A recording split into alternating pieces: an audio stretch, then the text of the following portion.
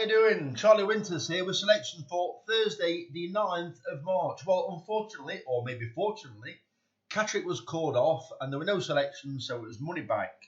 So let's get on to Thursday's selections. So I've stuck to Southwell because I'm pretty sure that the meeting will be on. I don't live too far from the course and it's currently snowing.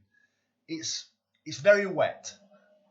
I do think that could potentially favour the front runners at Southwell. I just think it could be, and I know it's artificial surface, but I just think it could be a little bit like,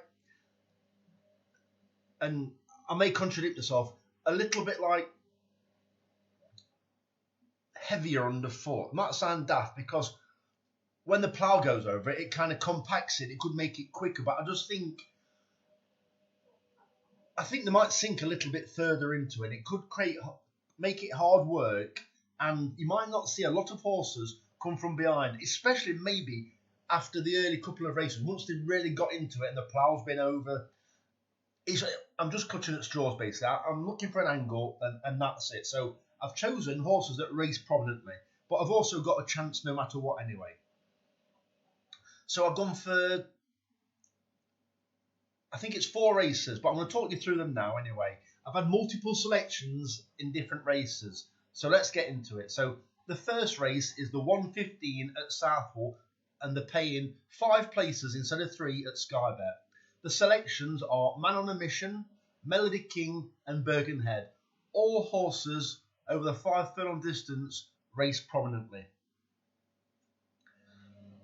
And as you can see, I've left the price. So the next selection is in the 150 at Southwell, paying 4 places instead of 3, and I've gone for 1 selection in this race, and it's Miss Sligo, another horse that travels well and won't be too far off the pace. The third selection is Velma.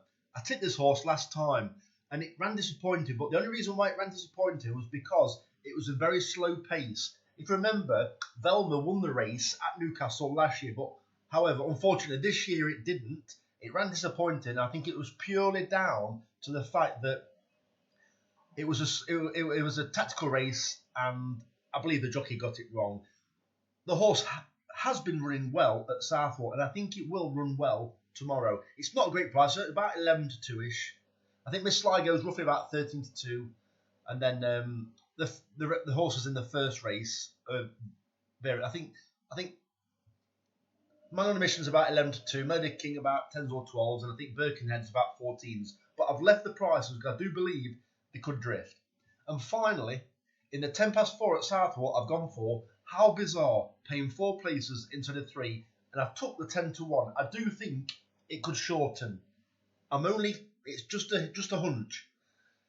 It anticipated the start last time, and it got left a long way behind. Well, it still made up quite a lot of distance and actually finished well, or pretty well. Or it surprised me because I did keep an eye on it, because I do think it's very interesting, these horses, when they do start extremely slowly, just whether they can get into the race or not. And this horse actually got into the race. So if it breaks on terms, and with it being a front runner or forcing the pace, I think it's definitely got a chance. So those are the selections for Thursday. I'm just going to talk you through the stakes. I think I've staked £10 and 8p, and here's how I've done it. So as you can see, I've minimised those now. So all you need to do is 27p each way doubles, 15p each way trebles, and 10p each way fourfolds. So those are the selections for Thursday. So I'll be keeping an eye on the race, and I did say I probably might have a day off, but I haven't had it yet. Or you could class maybe Wednesday as a day off because the selection didn't actually run, but it took time to study and do the video still. So if you can give me a like or subscribe, we're nearly 4.5 minutes in. I'm going to go very shortly, but a word about Cheltenham. Cheltenham, I will be having a good study over the weekend. I've deliberately delayed it because I don't like picking horses too early, because I do use the ground as a big factor. Well, if it turns out to be soft, it's good to soft currently. If it turns out to be soft or worse, as you remember, I think it was the Wednesday of Cheltenham last year where they had quite a bit of rain and very few horses came from behind. Well, I want to see how it pans over the weekend. So Sunday, I will more than likely be giving the selections for the first day at Cheltenham, and possibly an each way multiples bet for the entire meeting. As I said, I'm particularly interested in a horse in the Friday race in one of the handicaps that ran recently, and I do really like the look of it, but I won't reveal it yet. So if you can give me a like or a subscribe, that'd be absolutely fantastic. If you don't normally subscribe, click subscribe, because what you'll do, then you'll get me Cheltenham selections. So the very best of luck. Charlie Winters, over and out. Cheers, mate.